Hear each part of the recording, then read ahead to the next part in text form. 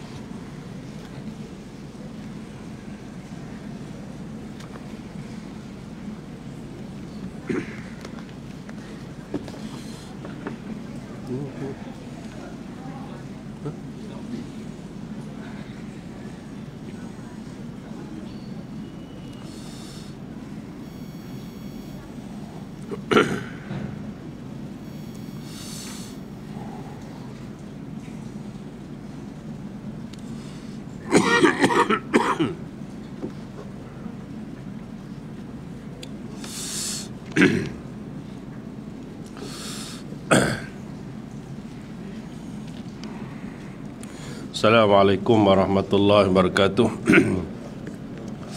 Alhamdulillah. Alhamdulillahi rabbil alamin. Wassalatu wassalamu ala asyrafil anbiya'i wal mursalin wa ala alihi wa sahbihi ajma'in. Allahumma salli ala sayyidina wa habibina wa syafi'ina wa zukhrina wa maulana Muhammad sallallahu alaihi wasallam. Qala Allah Ta'ala fi kitabil aziz, a'udzu billahi minasyaitonir rajim. Inna iddatash syuhuri 'inda Allah 12 syahra fi kitabillahi yawma khalaqas samawati wal arda minha arba'atun hurum. Dzalika ad-dinul qayyim. Fala tazlimu fihinna anfusakum wa qatilul musyrikina kaffatan kama yuqatilunakum kaffah. Wa'lamu annallaha ma'al muttaqin. Sesungguhnya bilangan bulan-bulan di sisi, yakni hukum Allah ialah 12 bulan yang telah ditetapkan dalam kitab Allah semasa Ia menciptakan langit dan bumi. Di antaranya 4 bulan yang dihormati. Ketetapan yang demikian itu ialah agama yang betul lurus. Maka janganlah kamu menganiaya diri kamu dalam bulan-bulan yang dihormati itu dengan melanggar larangannya. Dan perangilah kaum kafir musyrik seluruhnya sebagaimana mereka memerangi kamu seluruhnya, dan ketahuilah sesungguhnya Allah beserta orang-orang yang bertakwa. Wa qala Rasulullah sallallahu alaihi wasallam, ahtasibu 'ala Allahi ay yukaffira sanata allati qablah. Qala Rasulullah SAW, wa siyamu yaumi Ashura ahtasibu 'ala Allahi yukaffara as-sanata allati qabla. Kata Nabi sallallahu alaihi wasallam, puasa pada hari Ashura, aku mengharapkan agar Allah Subhanahu wa taala akan menghapuskan dosa-dosa 1 tahun yang telah berlalu. Sadaqallahu wa rasuluh. Yang berbahagia barisan pegawai dan kegiatan MBI, seterusnya pada tuan-tuan dan puan-puan muslimin muslimat yang dirahmati dikasihi Allah Subhanahu wa taala, mudah-mudahan sentiasa dalam keadaan sihat walafiat, dianugerahkan rezeki yang baik, kesihatan yang baik, diterima segala amal ibadah, diampunkan segala dosa, dan diberikan umur yang diberkati. Amin. Sihat tuan-tuan ya. Baik, alhamdulillah malam ni pula tersasul-sasul hari ni tuan-tuan ya. Baru landing dari kapal, bukan kapal terbang, kapal kereta. Sampai dia, saya berprogram di Melaka tuan, baru semalam. Tadi balik sampai sini, jam dia Masya Allah, sabar je lah ya. Asalnya sampai 2.20, sampainya sudah pukul 1 tadi. Jadi dia otaknya mamai sikit ni. Tapi tak apalah ya, ala kulli hal, alhamdulillah, sebulan sekali kita bertemu, dan kita masih lagi membincangkan hak-hak yang melibatkan antara suami isteri yang berpisah.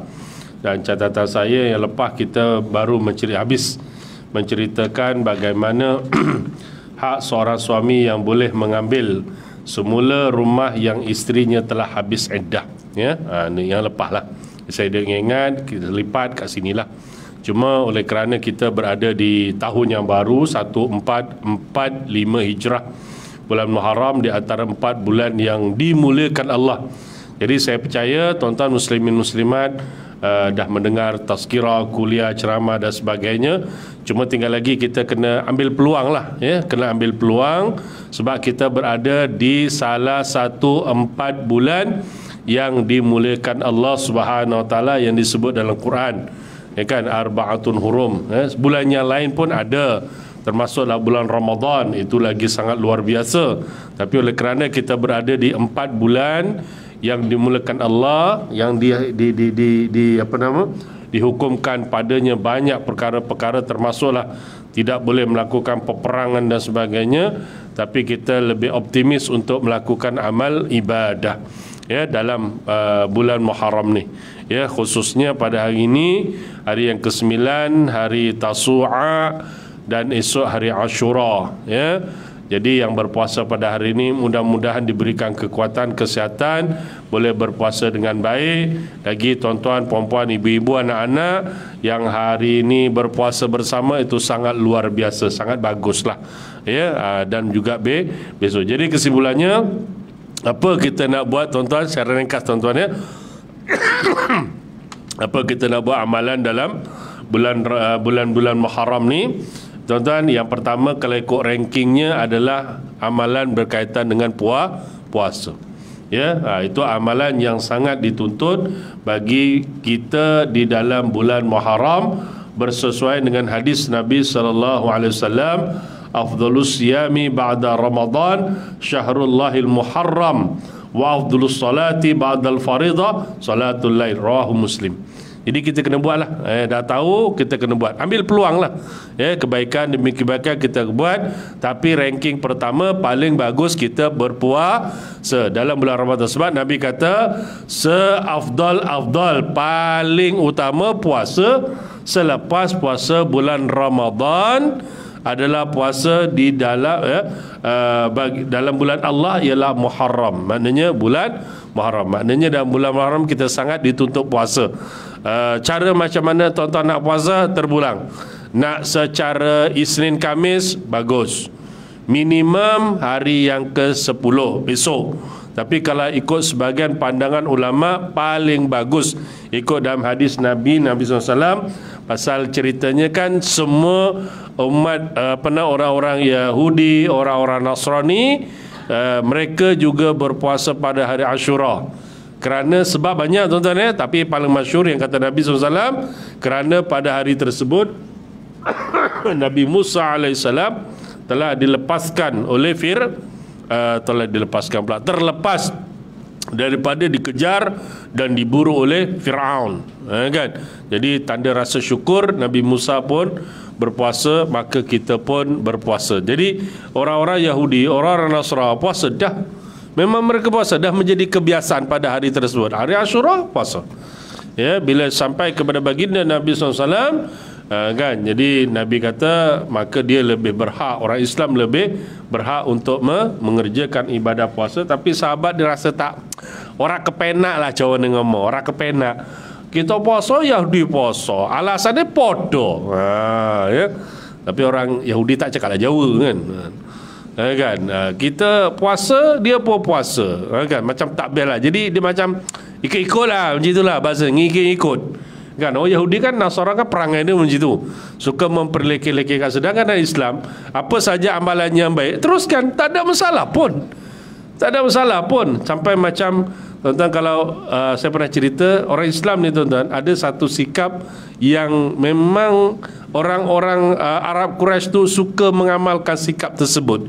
Di antaranya tuan-tuan, walaupun perangai buruk orang Arab Quraisy tuan-tuan, tapi mereka sangat menghormati tetamu, sangat menghormati.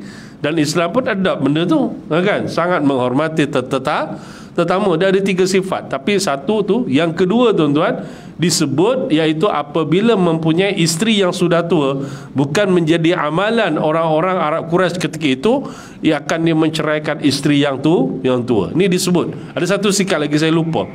Kan? Jadi itu sikap yang baik. Jadi kalau sikap yang baik, tak salah kalau kita ambil dan kita amalkan dalam kehidupan, kan? Orang Islam tak ada masalah. Tapi orang Yahudi ni perangai dia tak bagus. Orang Yahudi ni, kan? Sampai peringkat, kalau tuan-tuan ingat kisah bila Nabi SAW solat menghadap ke arah Baitul Maqdis hingga pindah ke Madinah. Tengok Nabi, kan, solat pun menghadap Baitul Maqdis, orang Yahudi mulalah. Itulah Nabi. Itulah Nabi. Omongnya Muhammad ke Nabi, omongnya kui. Apa ke sembahyang ada Baitul Maqdis bodoh karena kita. Rene kiblat lain, kui orang Yahudi. Tapi dia tak Jawa lah. Kan? Diperli-perli Nabi. Sahabat-sahabat terasa, tuan-tuan. Tapi Nabi relax sebab belum ada perintah untuk mengadakan solat menghadap arah ke kiblat Kaabah. Tak ada masa tu. Lebih kurang berapa? Setahun lebih kot, lebih kurang. Tuan-tuan ya, Nabi solat menghadap Baitul Maqdis, diperli-perli, dipermain-mainkan tu perangai orang Yahudi. Ya, dan orang Nasrani. Sama je perangai tu. Jadi sampai pada tu peringkat Nabi solat fardu asar. Yang seingat saya fardu asar, Nabi 2 rakaat, tuan-tuan, turun wahyu, pusing solat. Kan?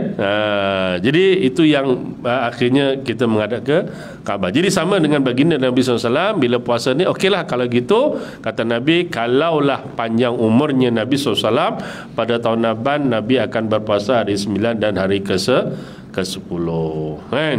Ke-10. Kalau kita terlepas hari ini, maka bolehlah sebahagian pandang mengatakan tetap membezakan juga, bolehlah hari ke-10 dan hari ke-11. Tak masalah. Tapi kalau kita hari ini dah terlupa nak puasa, tapi nasi lemak dengan nasi lemak kerang ayam sotong balun pagi tadi, Allah, nak niat macam mana? Dah selesai satu nasi lemak. Kan? Jadi kita nak puasa hari Ahad, banyak pula kondangan. Tahu kondangan? Tahu kondangan? Tahu ya? Masya Allah. Jauh ya? Bukan, tapi faham ya? Isterinya jauh ya? Masya Allah, kondangan ya. Jadi kita pun tak puasa. Tapi tak apalah, kita boleh je berpuasa pada hari 10 bersesuaian dengan hadis Nabi SAW. Mudah-mudahan Allah ampunkan dosa setahun. Tak ada dosa, tu puasa ya. Kemudian yang lain, tuan-tuan, amalan yang lain tu teruskanlah. Puasa nak Isnin, Khamis silakan, 9, 10, 11 silakan ya, hari Asyura silakan. Tapi kalau kata tuan-tuan nak berpuasa sebulan, boleh tak? Tak ada masalah, boleh je, kan? Sebab kata Nabi, selepas bulan Ramadan afdal puasa dalam bulan Muharram. Silakan, tak ada masalah ya. Kalau rasa tak larat, minimum kita buatlah yang tadi, ataupun buatlah puasa Daud. Semua tahu kan, sehari puasa, sehari tidak, suara seperti tidak sebagainya. Puasa wisal atau puasa dahar tidak digalakkan bagi kita orang kebanyakan, dan Nabi pun tak berapa nak bagi puasa wisal ataupun puasa dahar. Puasa wisal ni tuan-tuan dah dengar kan, saya dah sebut dah sebelum ni. Dia puasa 3 hari direct terus tanpa makan, tanpa minum kan, Nabi tak bagi ya. Puasa dahar boleh, kalau nak buat, tak ada masalah. Puasa dahar ni puasa sepanjang tahun, tapi dia berbuka lah ya, kan? Puasa setiap hari dia berpuasa, tak ada masalah ya. Jadi kita ni ambil peluang bulan Muharram, tingkatkan amal ibadah dengan puasa, solat lebihkan, Quran baca, apalagi tuan-tuan, sedekah.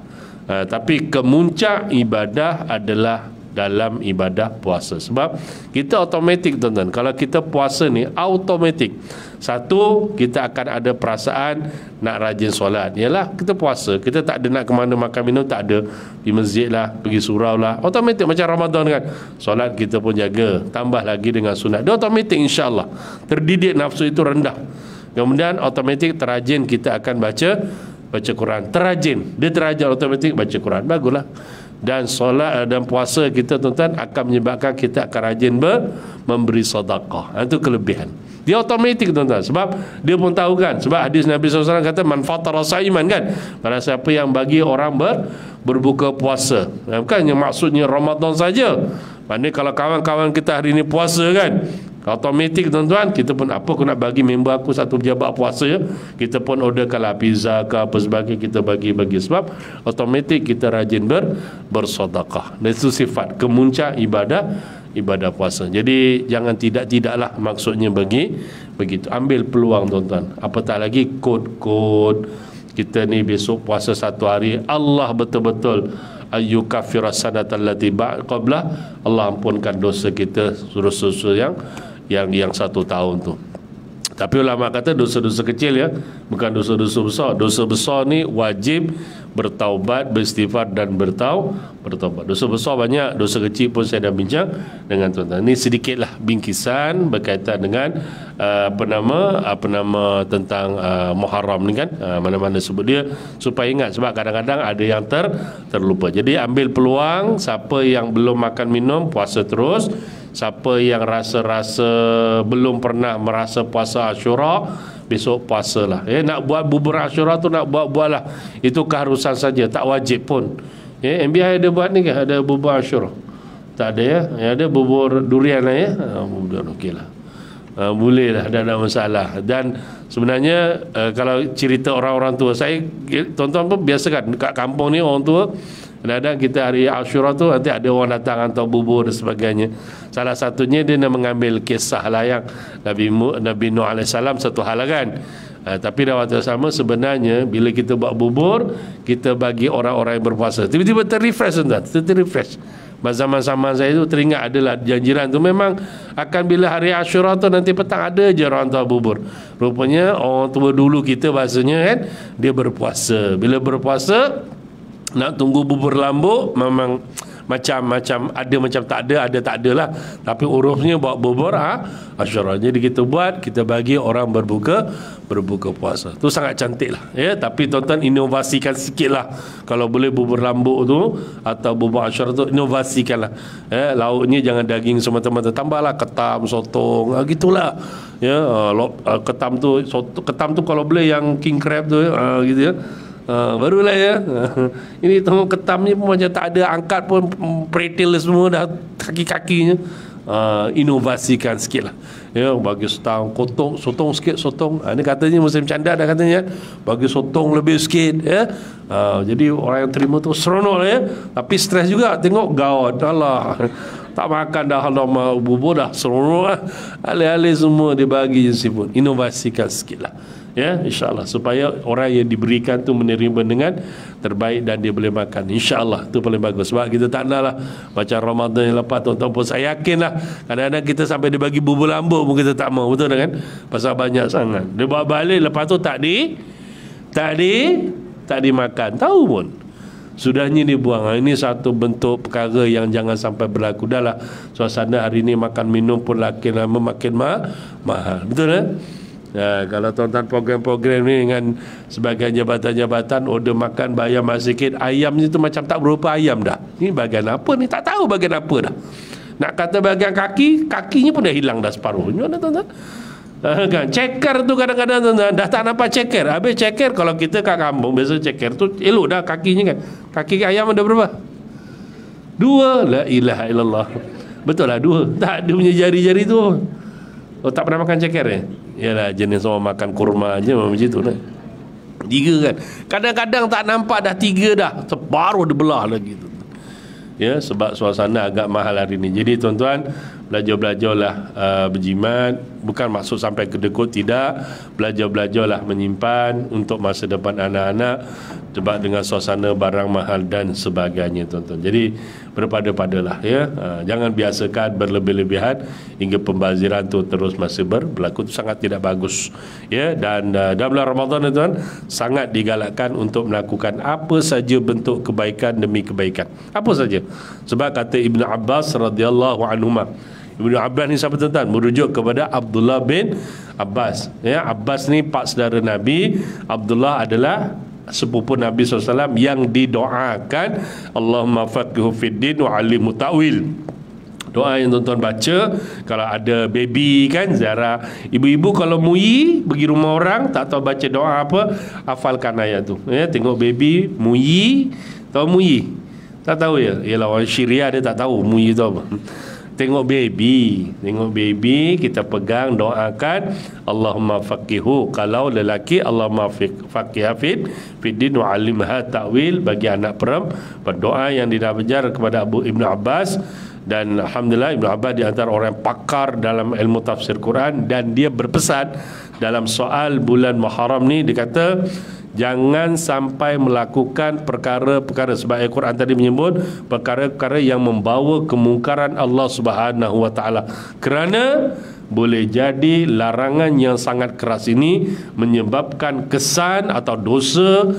Orang yang melakukan maksiat di dalam bulan Muharram, dosanya berganda-ganda. Ya, berganda-ganda kan. Sebab saya pernah cerita dengan tuan-tuan, kalau masuk bulan Muharram ni, orang-orang ni Arab Quraisy yang dulu bergaduh, berkabilah ni, kalau dia jumpa orang yang pernah membunuh, diibaratkan kalau dia jumpa orang yang pernah membunuh mungkin bapak dia satu kaum lagi, bapaknya ke jirannya ke adiknya, patutnya bunuh, tapi oleh kerana bertemu di dalam bulan Muharram, mereka tidak akan mengangkat senjata, apatah lagi membunuh. Mereka tidak akan lakukan. Sampai macam itu sekali. Itu yang dia kata, kalau disebut lagi, kalau kau tengah tawaf jumpa kue kan saya ngantem adikku ini kan, kue saya ngantem, nasib baik ke bulan Muharram, angan orang tak tapuk ke sampai mabur, sampai mampus tak kerja ke. Nasib baik ketemu 6 bulan Muharram. Jadi dia tak cakap jauh lah, orang Arab Quraisy dia cakap, dia kata kalau aku jumpa engkau dalam bulan Muharram selamat, kalau tak jaga aku, tampar aku, terajang kau. Sampai begitu sekali Muslim-Muslim mereka sangat menghormati, kerana dia tahu dosanya sangat berat. Tetapi para ulama mengatakan pula, kalaulah dosanya sangat berat, maka amal ibadah yang kita lakukan pasti akan lebih berganda-ganda.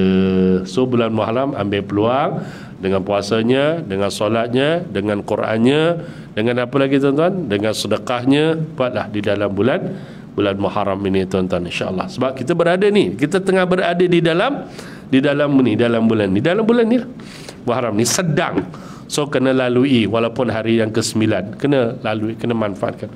Sebab kita tak nak sampai Allah dah tegur, dah ingatkan kita. Surah Al-Munafiqun ayat 2 terakhir, tuan-tuan pun biar jadi ada yang hafal, bila diingat. Allah sampai sebut, wa anfiqu mimma razaqnakum min qabli ayyatiya ahadakumul maut fa yaqula rabbi laula akhartani ila ajalin qarib fa asaddaqa wa akum minas salihin wa la yu'akhirullahu nafsan idza jaa ajaluha wallahu khabirum bima ta'malun. Sadaqallahul azim. Ini sifat manusia yang Allah dah sebut. Sifat manusia yang Allah dah sebut.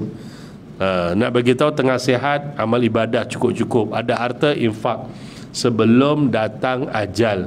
Sebab manusia bila dah sampai nak ajal, dah sakit, baru ingat hartanya yang banyak, lalu dia kata, ya Allah, boleh tak anjak sikit aja, daripada mati hari ini dapat sehari pun, sikit pun jadilah, fa asaddaqa, pasti aku akan bersedekah, wa aku minas salihin, dan pasti aku akan menjadi orang yang saleh. Itu sifat manusia. Nak mati barulah macam itu.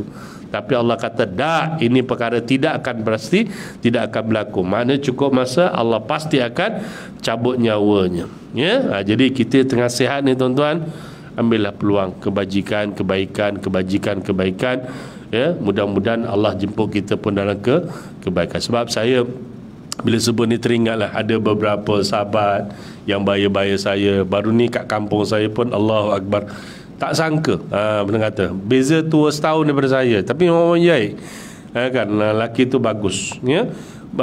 Saya jumpa last itu hari masa adalah satu solat Jumaat kalau saya jumpa, kan. Tapi kawan-kawan saya kata baru sembang 2-3 hari, sihat walafiat, bayar tua saya setahun daripada saya lah. Maknanya saya 46, dia 47. Dengar-dengarnya pergi hospital, terkejut dalam grup. Kemudian sebab masuk grup pagi, Abang Lan dah tak ada. Allahumma salli ala Muhammad. Sekejap je, masing-masing terkejut. Orang baik kan, Allah bala, muda lagi tu tak ada. Cuma dengarnya, bila tanya kenapa, dengarnya kena kencing tikus. Ya, Allah, jadi bahayalah.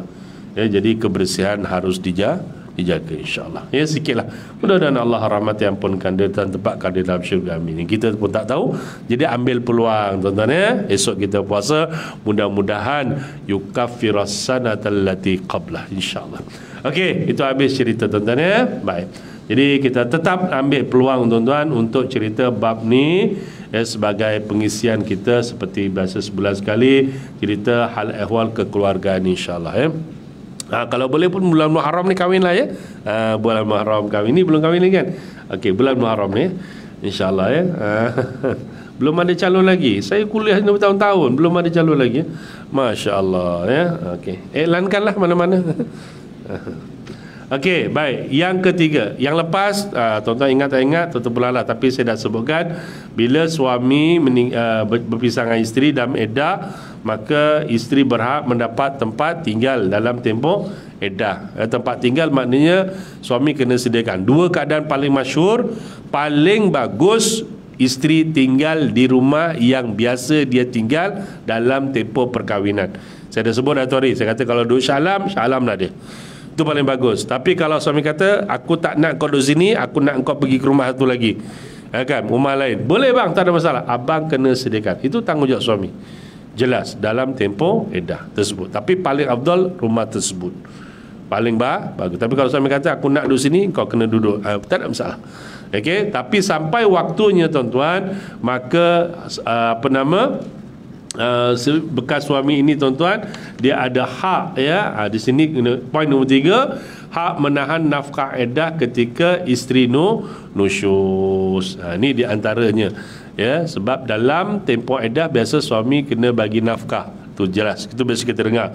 Tapi kalau dalam tempoh iddah tersebut, isteri tersebut yang sepatutnya dapat nafkah, tiba-tiba dia nusyuz.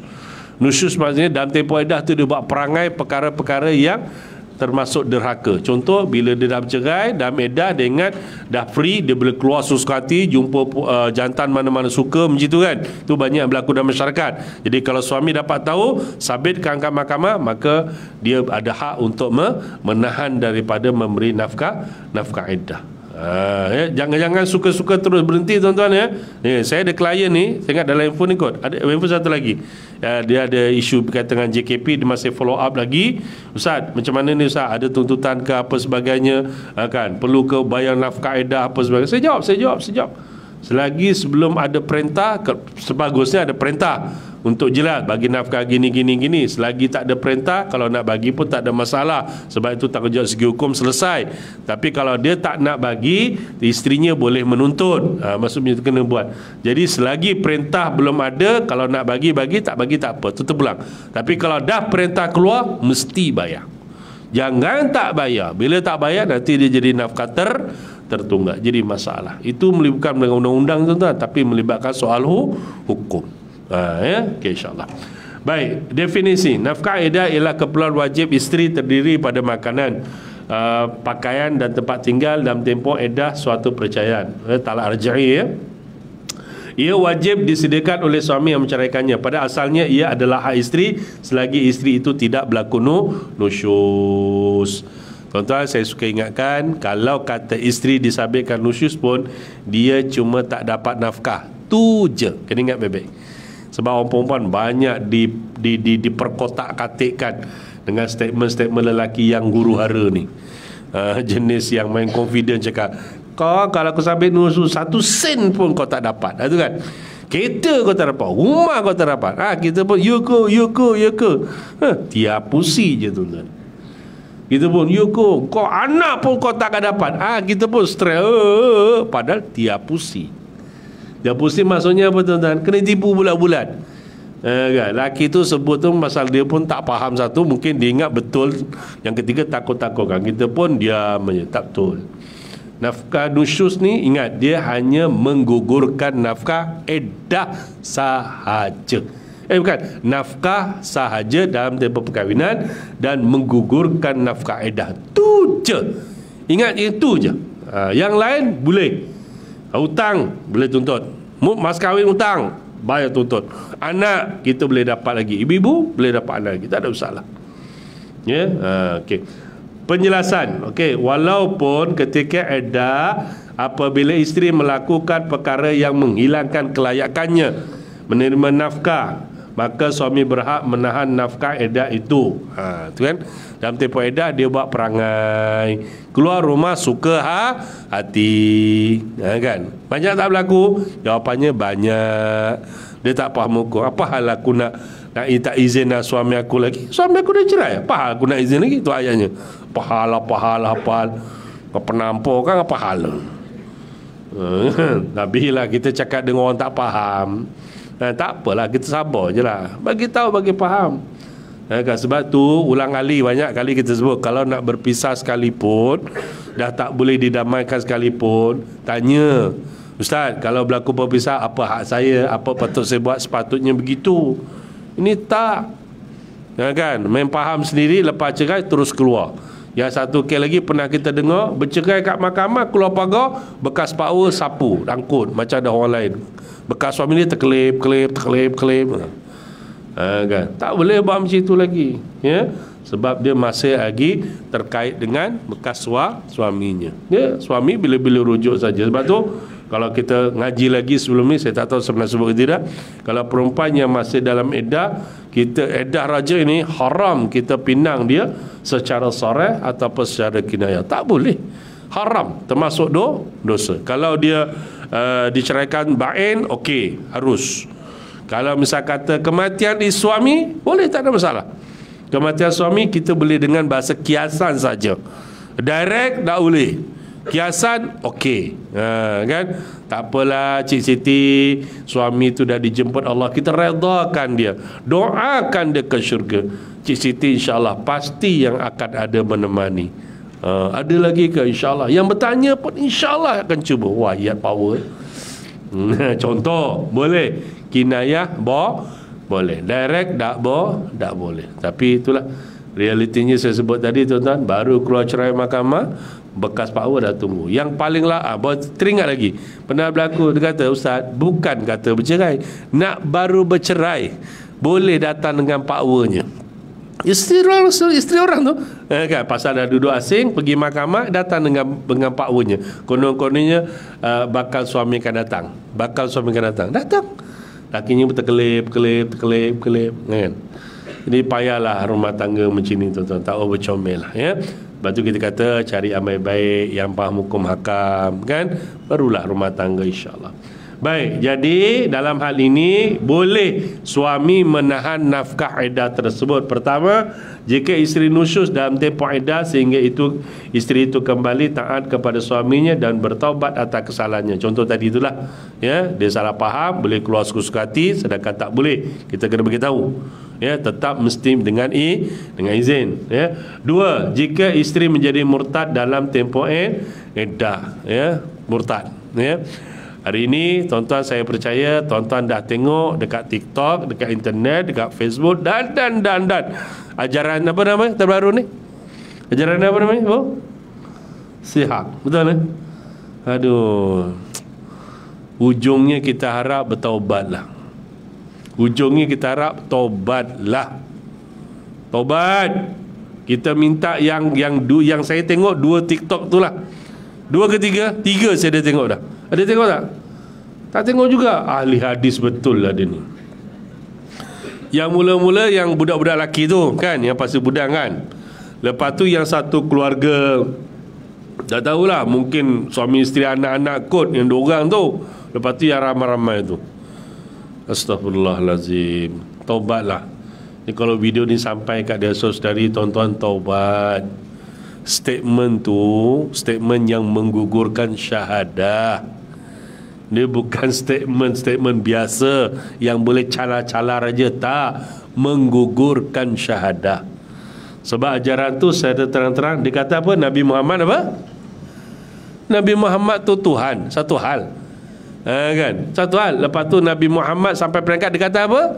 Tidak ada alat kelamin. Geleng kepala kita. Sedangkan Nabi kita tahu istrinya ialah ada 12-13. Tapi jangan lupa, anak Nabi masyhur 7. Anak Nabi sendiri. Tapi macam mana kalau kata Nabi itu tidak ada kelamin, sedangkan Nabi ada anak? Geleng kepala kita, tuan-tuan. Ya, ni kena berhati-hati sangat. Lepas tu, tuan-tuan, tafsir Quran suka hati. Tafsir Quran suka hati. Sampai dia kata Nabi Adam yang makan buah dekat syurga tu, tuan-tuan, kita kata buah yang dilarang daripada pohon khuldi. Itu yang saya tahu. Kita dah terbiasa buah khuldi lah. Tak apalah. Tapi kalau ada ulama yang keras kata bukan buah khuldi. kan? Tapi kita dah terbiasa kan, pohon buah tu kan dilarangkan. Tapi tuan-tuan, geng-geng ni kata apa, buah apa ni makan? Saya tak sampai hati nak sebut lah. Tuan-tuan tengoklah tuan-tuan. Saya rasa astagfirullahalazim, terang-terang tafsir kuat suka hati tuan-tuan. Yang dimakan tu 2 buah larangan tu, buah yang kat laki, buah yang kat perempuan. Tuan-tuan tengok statement dia. Astagfirullahalazim. Tak sampai hati nak sebut tuan-tuan. Ni kata ada yang puasa kan. Nanti kan kau sebut kan sembahyang terbayang buah-buah tu. Sudah. Faham Din? Faham pula. Astagfirullahalazim. La haula wala quwata illa billah. Hati-hatilah tuan-tuan. Saya bukan apa, saya bimbang. Kod-kod lah. Time-time macam ni dengan tak bertaubat, dia meninggal tuan-tuan. Kita ni tuan-tuan, ambil semangat sikit lah.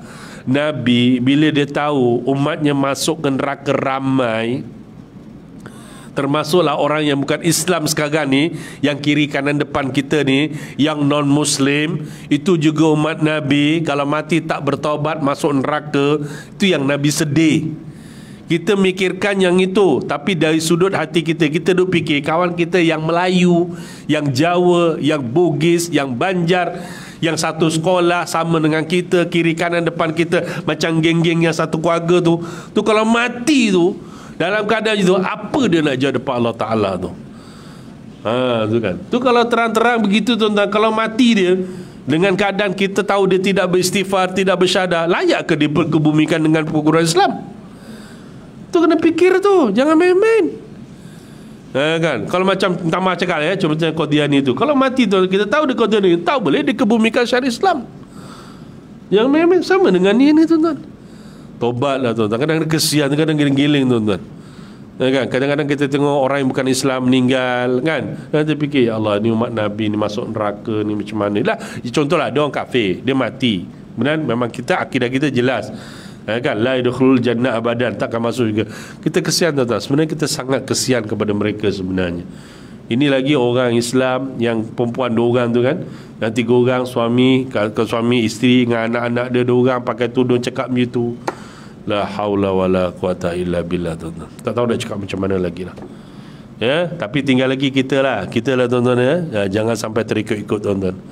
Ya, sampai macam itu sekali tuan-tuan. Seingat saya fatwa daripada negeri Perak kot, dia telah memfatwakan bahawa memang sangat bertentangan dengan ajaran syariah. Ya, yang budak-budak pasir gudang tu tengok memang stres. Nabi kita yakin Nabi Muhammad itu adalah Tuhan. Giling kepala aku tuan-tuan. Jadi berhati-hatilah ya. Okey, jadi kalau isu jadi murtad, kalau jelas murtadnya. Okey. Allah, sekejap lagi ya. Baik, yang ketiga, jika isterinya telah bersetuju dalam satu perjanjian selepas perceraian bahawa dia tidak akan menuntut sebarang nafkah dalam tempoh eddahnya. Yang ini ni banyak ni tuan-tuan berlaku. Dia setuju lisan je. Setuju lisan dia. Maksudnya apa? Bang, ceraikan saya. Bahasa mudah lah ya, ceraikan saya. Aku tak nak ceraikan kau. Kalau kau nak cerai boleh. Tak ada apa-apa tuntutan. Okey, tak ada masalah. Dia pun mengaku lafaz cerai. Kemudian tidak ada perintah, tidak direkodkan pun persetujuan. Dan mahkamah tidak dimaklumkan. Mana tidak dimaklumkan, tidak ada rekod, tidak keluar perintah. Isteri tu bijak, dia boleh claim balik. Nampak tak? Sebab tu semuanya hendaklah direkodkan. Maknanya suami isteri yang bercerai setuju.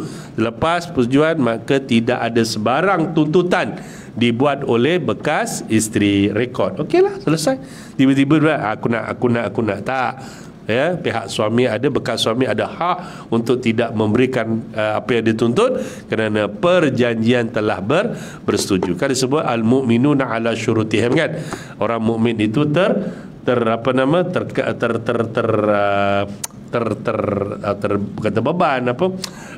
terkait ataupun al-mu'minu ala syurutihim, orang Islam itu atas syarat-syarat perjanjian mereka. Okey, sekali lagi tuan-tuan. Dan yang keempat, jika tempoh iddah isteri itu disahkan tamat sama ada iddah itu tamat dengan pengakuan isteri atau dengan genapnya perkiraan jumlah bulan yang diwajibkan isteri beriddah, atau dengan sebab kehamilan isteri itu telah berakhir. Yang ini kalau perempuan nak memanipulasi boleh. Boleh tuan-tuan, kan? Lepas cerai, nafkah iddah janji sebulan 300, contoh 3 bulan 900, betul ya? 300 bulan 3 bulan 900, betul ya? Betul lah ya, betul lah ya. Angguk je lah tengah hari kan, betul. Bukan sedar dia jawab betul ke? Betul je lah. Betul lah kan. Alih-alih bang, saya nak minta nafkah iddah lagi. Apa hal pula? Dah ada lagi. Kau dah 3 bulan kan? Tak, saya punya iddah tak teratur. Sekarang ni sebenarnya saya baru sekali je period, dah 3 bulan sekali je. Saya punya period ni akan mungkin sampai ke 9 bulan. So 300. Dia boleh manipulasi, kan? Tapi kalau suaminya yakin, dah aku yakin, aku tahu engkau memang sebulan sekali je, aku tahu, kan? Dia yakin sangat, dia kena buktikan. Tapi kalau isteri kata tak, memang period saya tak teratur, lagi-lagi kalau isteri tu menyusukan baby. Saya banyak kali ceritakan yang perempuan susukan baby ni, perempuan ni head ni yang saya tahulah, yang saya tahu, yang ngaji belajar, dia terganggu head ni, salah satunya punca apabila menyusukan baby, hormon tak teratur ataupun dia stres. Bila stres ni pun di antara punca hormon tak teratur. Bila tak teratur jadi macam itulah. Ya, sebab kita ada kes seorang perempuan dia susukan baby, bergaduh, cerai, ada baby dia susukan baby. Sejak dia bercerai sampai yang kes kawan tu nak kahwin, tuan-tuan, suami tu nak kahwin, tapi isterinya bila dia call, dia kata saya tak pernah datang period pun sampai sekarang. Sejak dia cerai, lebih daripada 5 bulan, tuan-tuan, kalau tak salah saya. Kan? Berat tak? Berat. Jadi kena tahu. Tapi kalau perempuan tu tak jujur, dia boleh manipulasi. Kan? Yang paling ketara manipulasi apa, tuan-tuan? Dia tahu bekas suami. Kerana jabatan telefon, puan nak tanya Puan Siti ke? Ya. Nak tanyalah Puan Siti, ikut rekod Puan Siti bercerai bulan 4 itu hari kan? Ya betul, bulan 4. Tapi saya nak tanya ni, dah bulan 7 Puan Siti berbagai period. Kenapa Ustaz? Kenapa? Ini simptom-simptom dia nak scam laki dia. Guna bahasa canggih sikit, inovasi. Scam bukan duit je, dia nak scam laki, nak kena kan. Dan apa Ustaz? Bekas suami saya nak kahwin lagi ke? Betul lah. Ya, kita kena jujur, betul. Oh, dia nak kahwin lagi Ustaz. Ustaz, saya dah beritahu saya punya period tak teratur. Sekarang ni baru sekali. Banyak kali lagi belum. Okey saya? No. Ni cerita betul Syekh. Betul. Ni perempuan-perempuan ni. Bukan sini ya. Ni perempuan-perempuan ni. Ni betul tuan-tuan. Laki memang bengang tuan-tuan. Ya, banyak isu. Sebab tu kita nasihatkan kalau macam ni, saya tak ada pilihan lain. Sebab isteri kata macam tu. Jadi macam mana Ustaz? Sekarang saya macam mana? Laluannya satu, kena pergi mahkamah. Mahkamah filekan, hakim yang akan tanya. Kalau dia nak bohong, ini perempuan-perempuan ni, dia nak bohong depan hakim, betul-betul pulang pada dia.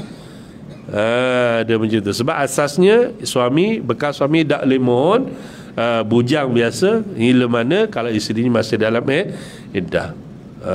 Tu dia. Itu memang kerja kita tuan-tuan. Kerja kita. Saya banyak kali telefon. Ada yang baik, elok je.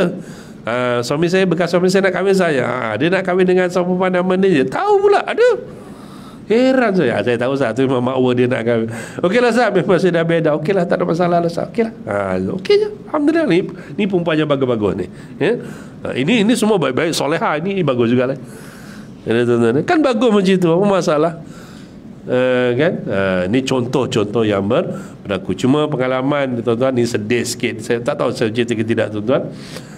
Ada perempuan dia kata macam tu tuan-tuan. Jadi laki ni nak mohon, tak boleh, kita tak lepaskan sebab ada macam tu. Lala dokumen tinggal lama betul. Sebab saya call staff saya call, dia kata memang belum habis. Dari segi bulanan tu memang patut habis dah, ni tak habis katanya. Tapi tinggal dokumen, saya kata tak boleh lah. Kalau nak kena bawa mahkamah, itu peraturan. Saya tak berani ni. Kalau saya luluskan ni, dapat ke dalam saya. Salah. Memang salah lah kan. Pendaftar luluskan poligami tapi kebenaran mahkamah. Mana boleh bro? Ya kan? Kita dah kata poligami mesti kebenaran mahkamah tinggi. Itu jangan lupa. Ya, jadi kalau tuan nak poligami, jangan lupa ya. Mahkamah tinggi. Ada berani belum? Belum berani lagi ya? Tak apa. Saya pun belum berani lagi. Dia kena ke mahkamah tinggi. Kalau tak ada, memang kita takkan beranilah lepaskan. Itu keadaan-keadaan dia. Jadi kalau itulah keadaan dia, so kena terima hakikat, kena mahkamah. Tapi yang kes tu tuan-tuan, lepas tu lama, dokumen dia dekat JAIS tu. Ada kat belakang tu, kalau tuan-tuan datang ke OAC kaunter tu kat belakang.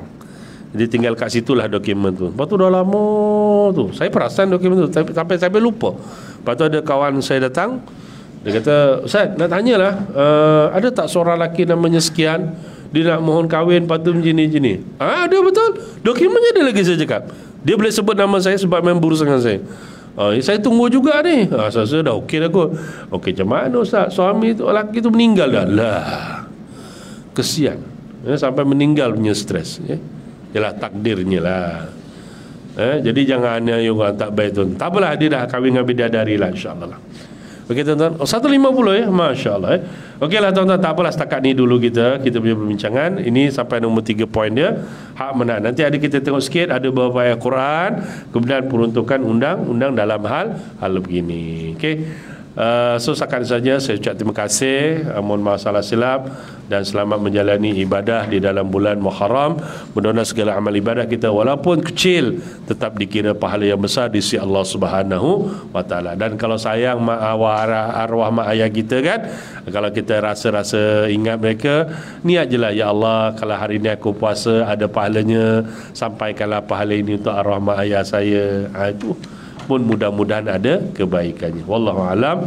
Assalamualaikum warahmatullahi wabarakatuh.